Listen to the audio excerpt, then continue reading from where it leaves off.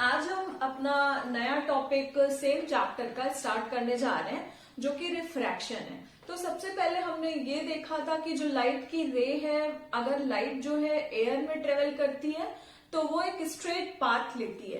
क्या ऐसा सब केसेस में है कि लाइट वाटर से भी ट्रेवल करेगी तो सेम पाथ लेगी, या थोड़ा सा अपने पाथ से डेविएट कर जाएगी? डेविएट का मतलब है झुक जाएगी, या अपने पाथ से जो है ऊपर नीचे या किसी भी थोड़ा सा उसमें डेविएशन देखने को मिलेगा।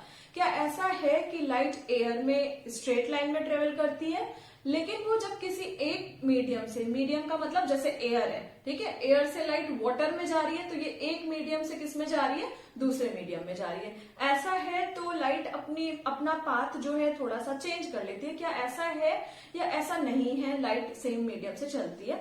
देखते हैं। आपने कुछ चीजें नोटिस की होगी कि अगर हम जैसे एक वाटर है, ठीक है, ग्लास में हम ले लेते हैं। अब इसमें हम क्या करें, अगर हम इसमें देख रहे हैं, पेंसिल डिप करके देख रहे हैं या पेन डिप करके देख रहे हैं, तो हमें एक चेंज दिख रहा है, ठीक है, डिस्प्लेसमेंट दिख रहा है, मतलब डिस्प्लेस कर रहा है थोड़ा सा। जहां पर ये वाटर और एयर आपस में कांटेक्ट करते हैं वहां पर हमें थोड़ा सा डिस्प्लेस दिख रहा है, ठीक है, कि ये थोड़ा सा कहां पर है, ये डिस्प्लेसमेंट हम यहाँ इसके इंटरफेरेंस जहां से है, ठीक है, वहां से डिस्प्लेसमेंट क्यों है और कैसे है। हमें पता है कि हम जो है कोई भी ऑब्जेक्ट क्यों देख पाते हैं, जब उस पर लाइट स्ट्राइक करके हमारे आंख तक पड़ती है, ठीक है। तो हम वो कब देख पाते हैं किसी ऑब्जेक्ट को?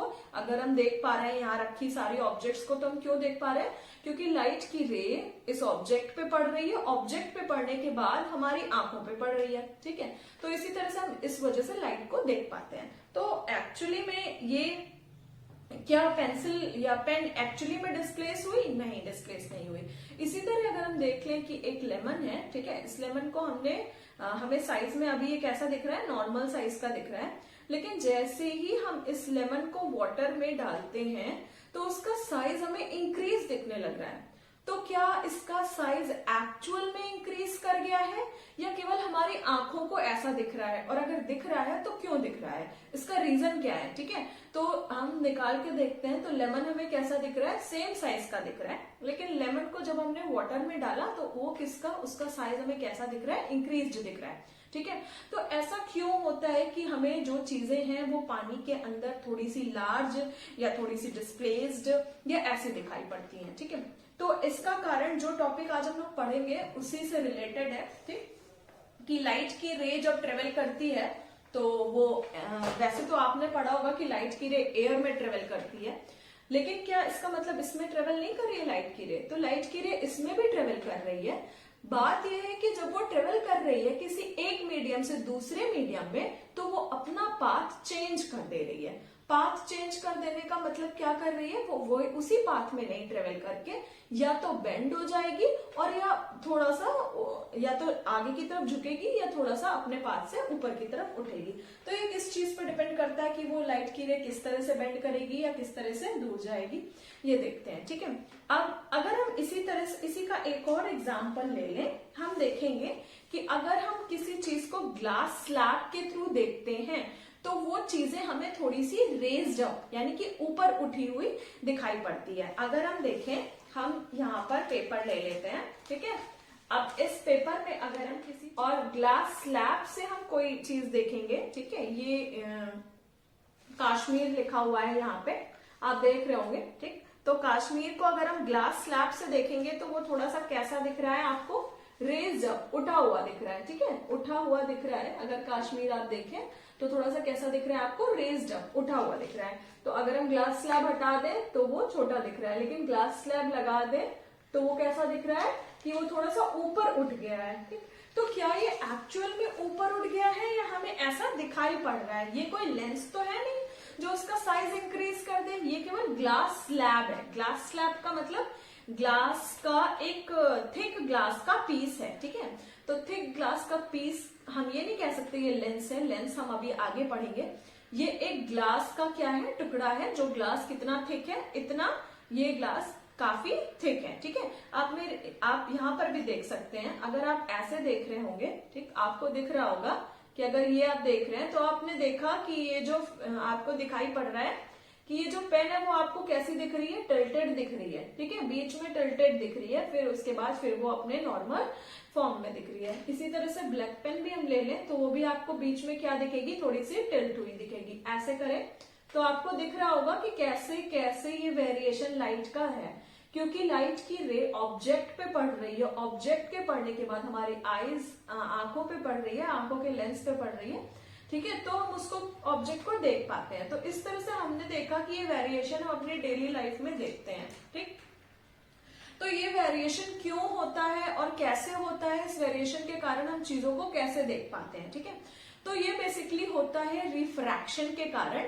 रिफ्रैक्शन क्या होता है कि जब कोई लाइट की रे किसी एक मीडियम से दूसरे मीडियम में ट्रेवल करती है तो वो अपने नॉर्मल की तरफ बेंड कर जाती है, ठीक है। अगर वो रेयरर से डेंसर की तरफ जाएगी तो नॉर्मल की तरफ बेंड कर जाएगी, अगर वो डेंसर से रेयरर की तरफ जाएगी तो नॉर्मल से दूर हो जाएगी। डेंसर और रेयरर क्या है, जैसे कि अगर हम देखें, ठीक है, लाइट की रे कहां से जा रही है, लाइट की रे हमारा आप मेरा हाथ भी देख सकते होंगे, आपको थोड़ा साइज में बड़ा दिख रहा होगा।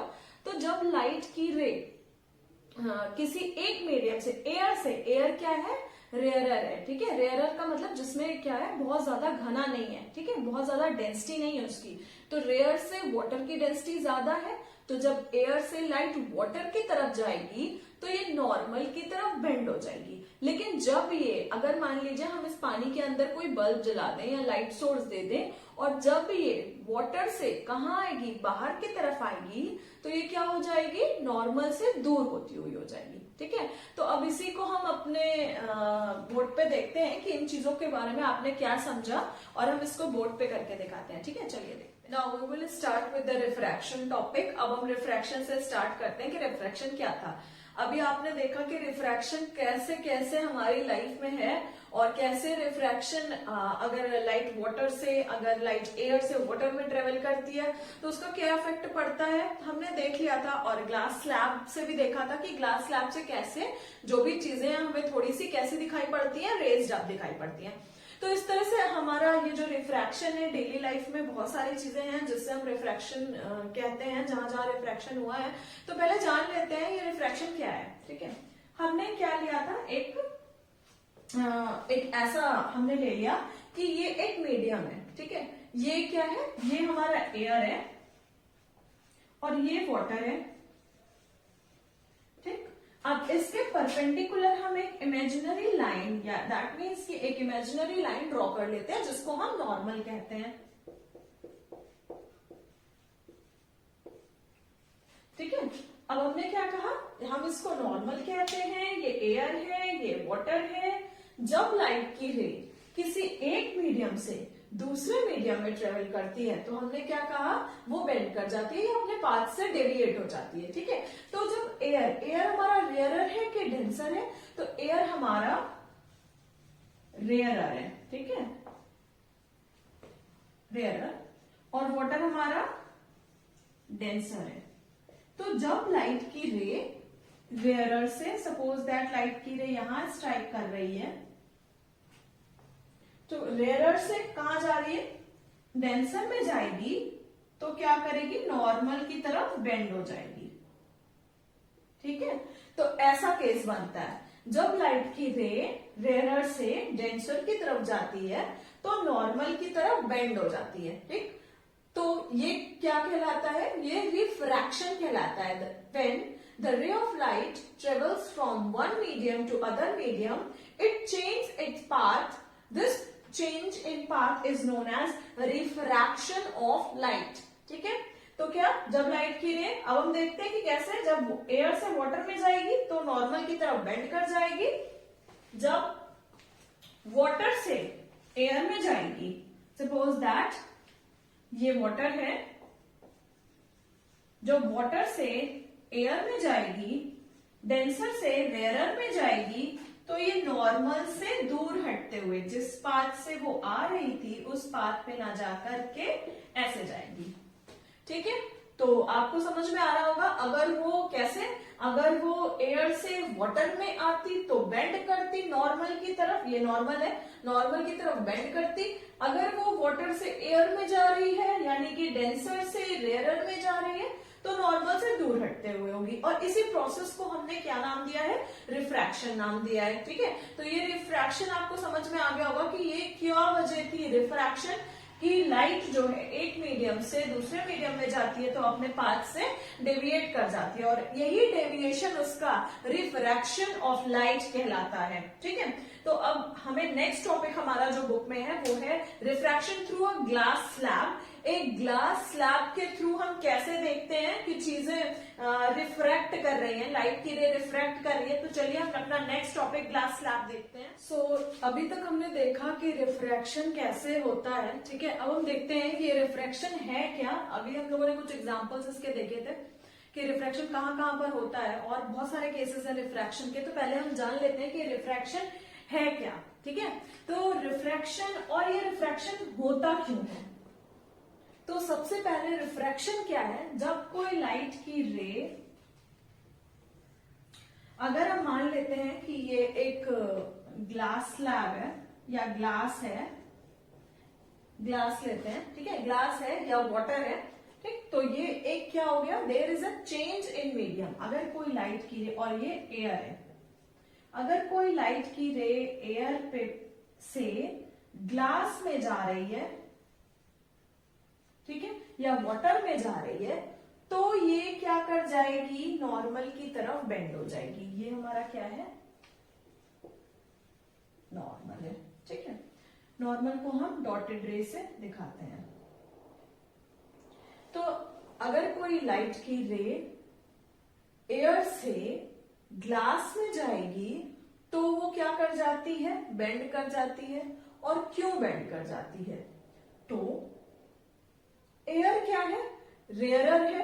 रेयरर का मतलब इसकी डेंसिटी क्या होगी, कम होगी। इसमें जो मॉलिक्यूल्स होंगे वो दूर दूर होंगे, तो वो एयर को इजीली पास होने देंगे। जब वो एयर को इजीली पास होने देंगे तो इसका मतलब कि ये ट्रेवल कर जाएगी। जैसे ही जब वो ग्लास में आएंगे, ग्लास के मॉलिक्यूल्स क्लोजली पैक्ड है, तो वो एयर को क्या करेंगे, लाइट की रे को क्या करेंगे, रोकने की कोशिश करेंगे। जब वो रोकने की कोशिश करेंगे तो वो क्या करेंगे, वो उनको स्लो कर देंगे। तो लाइट की रे, इसका मतलब यहां पर speed of light, speed of the ray of light is faster than the speed of the air light in the glass in comparison to glass. ठीक है, तो स्पीड ऑफ लाइट एयर में ज्यादा है, ज्यादा फ्रीली मूव कर सकेगी light की रे, और ग्लास में लाइट की रे धीमे मूव करेगी, इसलिए वो क्या हो जाएगा, चेंज हो जाएगा। और कैसा चेंज होगा, वो नॉर्मल की तरफ बेंड कर जाएगी। ठीक है, तो ये क्या हो गया, तो क्या होता है, what is refraction? When the ray of light travels from one medium to other medium, it deviates from its path, and this deviation is known as refraction of light. When it moves from rarer, this is rarer, जहां पर molecules दूर दूर होंगे उनको हम rarer कहेंगे। तो rarer से जब वो डेंसर में जाएंगे, डेंसर का मतलब क्या होता है, डेंसर, डेंस। ठीक है, रेयरर से जब वो डेंसर में जाएंगे तो वो नॉर्मल्स की तरफ झुक जाए, जब रेयरर से डेंसर में जाएंगे नॉर्मल की तरफ झुक जाएंगे। अगर यहाँ पर ग्लास होता और यहाँ पर एयर होता तो ये नॉर्मल से क्या हो जाता, दूर हटता हुआ था। हमने इसके पहले भी देखा था। यहां से जो ये एंगल बनाता है उसको हम एंगल ऑफ इंसिडेंस कहेंगे, यहां से जो एंगल ऑफ रिफ्रैक्शन कहेंगे, रिफ्रैक्शन। ठीक है, तो ये आपको समझ में आ गया क्या कारण है, due to the speed of light is less in glass as comparison to air, that's why the light change its path. ठीक है, तो अब क्या ये समझ में आ गया कि क्यों ऐसा, why is it, ये रिफ्रैक्शन क्यों होता है, just because of there is a change in the speed of light. So just because of speed of light, speed of light changes as it moves, or we can say travel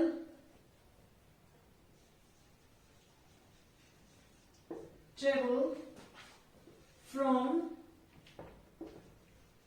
one medium to other. ठीक है, that that means कि the speed of light changes as it travel from one medium to other medium. Speed of light क्या हो जाती है, change हो जाती है जब वो किसी एक मीडियम से दूसरे मीडियम में ट्रेवल करता है। ठीक है, अब ऐसा नहीं है कि हम हर केसेस में क्या ले लें कि अगर हम यहाँ पर देखते हैं कि अगर ये डेंसर ग्लास एक डेंसर है, ग्लास से वाटर में जब जा रहा है तो वाटर क्या हो जाएगा उस केस में वाटर रेयरर हो जाएगा। ठीक है, लेकिन अगर हम यहाँ पर क्या ले लें, अगर हम यहाँ पर एयर ले लें, तो एयर क्या हो जाएगा, यहाँ पर एयर रेयरर होगा और वाटर डेंसर होगा। जबकि ठीक है, तब लाइट की रे क्या करेगी, डेंसर की तरफ बेंड करेगी। ठीक है, अगर हम इसकी एयर की जगह, वो लाइट कहां से आ रही है, एयर की जगह लाइट की रे एक ग्लास में पड़ रही है, ग्लास के बाद वाटर में आ रही है। ठीक है, एयर की जगह हम ग्लास ले लें,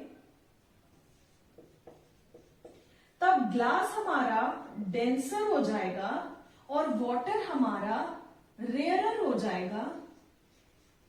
ठीक है, तब ये लाइट की रे यहां से दूर जाते हुए होगी। ठीक है, तो ऐसा जरूरी नहीं है कि हर केस में जिसे हम रेयरर लें वो रेयरर ही हो, बाद में वो चेंज ना हो। तो ऐसा कब है, वो डिपेंड करता है कि मॉलिक्यूल्स किसके कंपैरिजन में किसमें ज्यादा हैं। जो ज्यादा डेंसर, जिसमें मॉलिक्यूल ज्यादा क्लोज्ड होंगे, जैसे एयर और वाटर के कंपैरिजन करें तो एयर में मॉलिक्यूल्स दूर दूर थे तो वो रेयरर था, और वाटर में मॉलिक्यूल्स बहुत क्लोज थे तो वो डेंसर था। अगर सेम हम अब ग्लास और वाटर की बात करें तो अगर लाइट ग्लास से वाटर में ट्रेवल कर रही है तो ग्लास के मॉलिक्यूल्स वाटर के कंपैरिजन में क्या है, ज्यादा क्लोजली पैक्ड है, तो वो डेंसर हो जाएगा ग्लास, और वाटर क्या है, यहाँ पर वाटर रेयरर होगा। और इस केसेस में हमने क्या देखा, अगर इसके पहले वाले केस में एयर और वाटर लिया था तो वाटर हमारा डेंसर था, और ग्लास और वाटर लेंगे तो हमारा वाटर क्या रहेगा, रेयरर। कोई हार्ड फास्ट रूल नहीं होगा कि हाँ कौन सा डेंसर है कौन सा रेयरर है। जिसमें मॉलिक्यूल बहुत क्लोज होंगे वो क्या हो जाएगा, वो हमारा डेंसर हो जाएगा। जिसमें मॉलिक्यूल दूर दूर होंगे वो हमारा रेयरर हो जाएगा। ठीक है, तो अगर लाइट एयर से वाटर में जाएगी लाइट तो नॉर्मल की तरफ बेंड हो जाएगी, और अगर वाटर से एयर में जाएगी तो नॉर्मल से दूर हटते हुए हो जाएगी। ठीक है, तो यही केस हो गया। अब हम ग्लास स्लैब अगले क्लास में अपने देखेंगे, जो कि बहुत इंपॉर्टेंट टॉपिक है हमारा। हम उसका प्रैक्टिकल करके देखेंगे, या हम ड्रॉ करके देखते हैं कि ग्लास स्लैब के थ्रू क्या क्या चीजें होती हैं। ठीक है, तो वो हम अपने नेक्स्ट